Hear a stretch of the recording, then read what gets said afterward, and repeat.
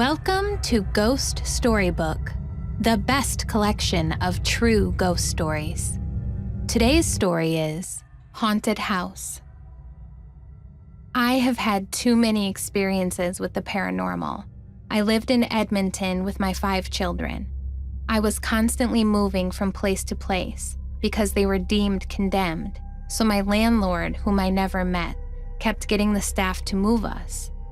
Well, I lived on 95th Street and 12th, so I was moved to 118 Ave and 84th Street. The first time we got to the place, it was already dark outside. I went to unlock the door and it opened up by itself. I thought it was already open. I don't know, we were all tired. So I started to look for a light switch. My son, who was 4 years old, walked into the house and went straight to the basement. I didn't even know that there was a basement. I could hear him say something, and he came upstairs and told me that the monster downstairs was really angry. I got chills, kinda eerie. I then told him to tell the monster to stay downstairs. I kept hearing plastic moving from the basement, and I went to look during the day, and it was really weird. There was a small pad of cement for the furnace, and a wall built all around it. I looked over the wall and I see these mounds with clear plastic in the dirt. That shook me up a little. I asked the landlord to go check out the mounds, and nope, they did nothing.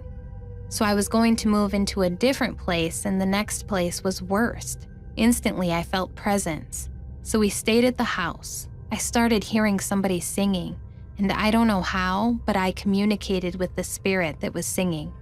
He told me that he was murdered a long time ago, and he was in the wrong place and the wrong time.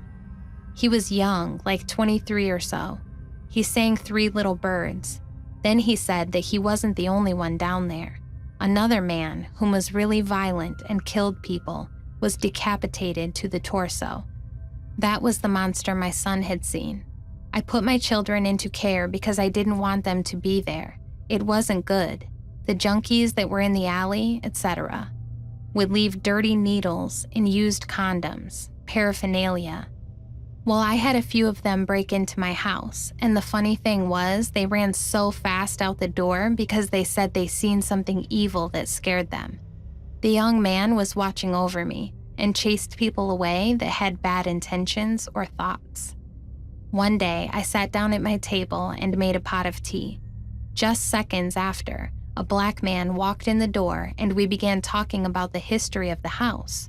I told him what the young man told me, and he asked me where I heard the story from. I told him that the young man told me. Well, the black man looked scared. He told me it was true, that there was a few murders happen in the house. He didn't know how or when, he just said what he knew. I didn't stay in the house for very long after that. I've been blessed that my ancestors were shamans. My children all have gifts. We try staying close and stay in touch. I know that there are worse things coming. I just have to know where my blessings are, and I am content with life.